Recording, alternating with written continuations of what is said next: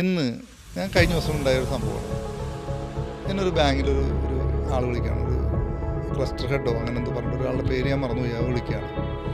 അപ്പോൾ പറയാണ്, ഒരു കേരള ബേസ്ഡ് ബാങ്ക് വിളിച്ചിട്ട് പറയുകയാണ്, ഞങ്ങളുടെ ബാങ്കിൽ ഇന്ന സ്കീമുണ്ട്, ഉഗ്ര സ്കീമാണ്, ഇങ്ങനെ കാര്യത്തിന് ലാപ്പ് ഇങ്ങനെ കൊടുക്കാം, അത് ഈ രീതിയിൽ കൊടുക്കാം, അങ്ങനെ പറഞ്ഞിട്ട് ഒരുപാട് വർണ്ണന വർണ്ണിച്ച് കഴിഞ്ഞപ്പോൾ ഞാൻ ചോദിച്ചു, ഞാൻ ഈ ബാങ്കായിട്ട് നന്നായിട്ട് അസോസിയേറ്റ് പോയിരുന്നൊരു ആളാണ്. പക്ഷേ റീസെൻ്റ്ലി അവിടെ വന്ന ഒരു ടോപ്പ് മാനേജ്മെൻറ്റ് വന്ന ചേഞ്ചസ് കാരണം നമുക്ക് അസോസിയേറ്റ് ചെയ്യാൻ പറ്റിയില്ല.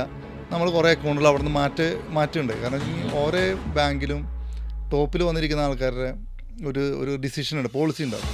പോളിസി അനുസരിച്ചിട്ട് ബാങ്കിൻ്റെ സ്വഭാവം മൊത്തത്തിൽ മാറും. അപ്പോൾ ഞാൻ ചോദിച്ചു, സത്യത്തിൽ ജയം മരിച്ചത് അറിഞ്ഞിട്ടില്ല അല്ലേ എന്ന് ചോദിച്ചു. ഞാൻ അവരോട് ചോദിച്ചു. അപ്പോൾ എന്തെന്ന് ചോദിച്ചു. ഞാൻ പറഞ്ഞു, ഇതൊക്കെ 10 വർഷം മുമ്പ് മറ്റ് ബാങ്കുകൾ ചെയ്യുന്ന കാര്യങ്ങളാണ്. നിങ്ങൾ പറയുന്ന പല കാര്യങ്ങളും മറ്റ് ബാങ്കുകൾ ഈസി ആയിട്ട് ചെയ്യുന്നത്. നിങ്ങൾ 2 കോടി കൊടുക്കുമെന്ന് പറയുന്നത് മറ്റ് ബാങ്ക് സെക്യൂരിറ്റി ഇല്ലാതെ 5 കോടി കൊടുക്കുന്നുണ്ട്, അല്ലെങ്കിൽ 10 കോടി കൊടുക്കുന്നുണ്ട്. അപ്പോൾ അതുകൊണ്ട് ഈ മാർക്കറ്റിൽ ഇതൊന്നും പറഞ്ഞുകൊണ്ട് നടന്നിട്ട് ഒരു കാര്യമില്ല. ഞാൻ തിരിച്ചു ചോദിച്ചു, സത്യത്തിൽ നിങ്ങൾക്ക് എന്തെങ്കിലും ഫയൽ കിട്ടുന്നുണ്ടോ ഇങ്ങനെ പറഞ്ഞിട്ട്? ഞാൻ അസോസിയേറ്റ് എനിക്ക് താല്പര്യമുള്ളൂ, പക്ഷേ നിങ്ങൾക്ക് കിട്ടുന്നുണ്ടോ?